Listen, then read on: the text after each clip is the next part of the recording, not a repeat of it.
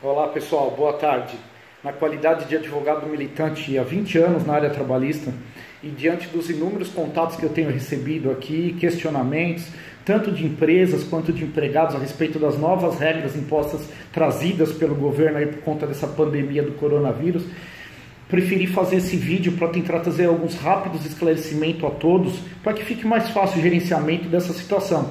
É óbvio que eu não vou conseguir aqui abordar todos os detalhes, será uma rápida pincelada a respeito de tudo, mas que eu tenho certeza que vai servir para clarear muito as relações e a mente de todos nós que estamos envolvidos nisso, tá bom? Então vamos a elas. Existem 3 novas regras que estão traçando, estão delimitando as relações de trabalho atual, que é a Lei 13.979 de fevereiro de 2020, a medida provisória 927 de 22 de março de 2020 e a medida provisória 936 de 1/4 de 2020. Essas regras trouxeram novas sistemáticas às relações de trabalho. Quais são? Por exemplo, as férias. As férias agora podem ser antecipadas, tá? Seja individualmente com cada empregado ou mesmo de forma coletiva, e isso é a critério do empregador, devendo ser os empregados comunicados com 48 horas de antecedência. O pagamento dessas férias, que também é uma novidade, pode ser pagos até o 5º dia útil do mês subsequente ao gozo dessas férias. E o terço constitucional, 1/3 que incide sobre as férias, o empregador pode pagar até na data do vencimento do 13º, e não agora no ato da concessão das férias, como normalmente é a regra para isso. Tá? Esse é o primeiro ponto. O segundo ponto, o empregador pode fazer a antecipação dos feriados. Então pode pegar os feriados que tem ao longo do ano, antecipá-los agora como folga, e naqueles feriados não haverá, obviamente, descanso, serão dias trabalhados. Um terceiro ponto que temos, está suspensa a cobrança do fundo de garantia por tempo de serviço, nos meses de março, de abril e de maio.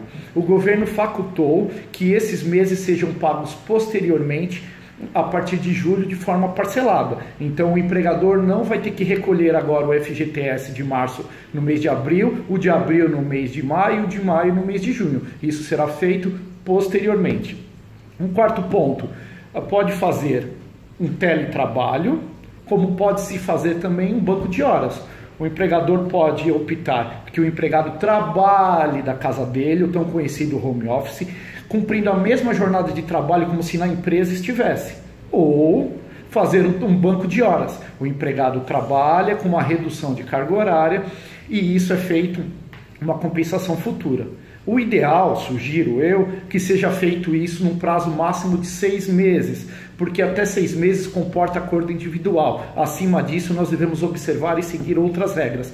Então, o ideal, tá, para que isso seja resolvido entre empregador e empregado, é que isso seja compensado no prazo máximo de 6 meses. Tá? Um outro ponto novo que nós temos é a redução proporcional das jornada e do salário.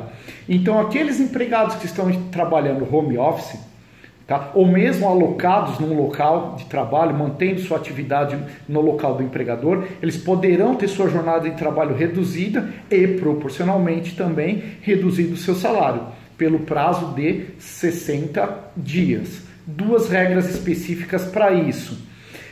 O governo complementará parte dessa renda de acordo com a redução proporcional que houve, tá? E o empregador poderá manter esse empregado, deverá, melhor dizendo, manter esse empregado na empresa quando terminar esse período de redução, pelo mesmo prazo da redução. Ou seja, você pode reduzir isso por 30 dias, por 60 dias e até por 90 dias. Então, quando terminar esse período, o empregado terá na empresa garantido uma estabilidade de emprego por igual período, seja 30, seja 60 ou seja 90 dias, não podendo ser dispensado nesse período, sob pena do empregador indenizá-lo por esse período de antecipação da dispensa. Ok?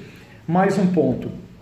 A suspensão temporária do contrato de trabalho é possível? Sim, é possível. Por que prazo? Pelo prazo máximo de 60 dias. E como se faz? se faz um acordo individual entre empregador e empregado.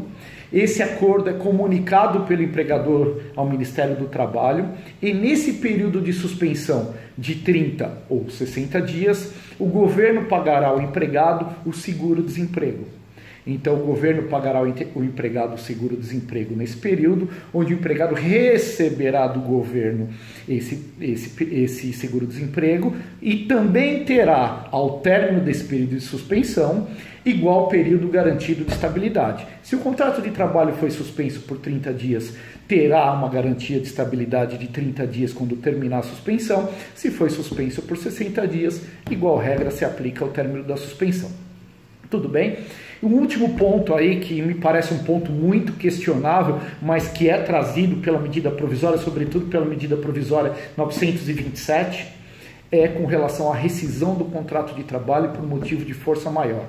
Essa rescisão por motivo de força maior implica que as despesas do empregador para a rescisão sejam menores.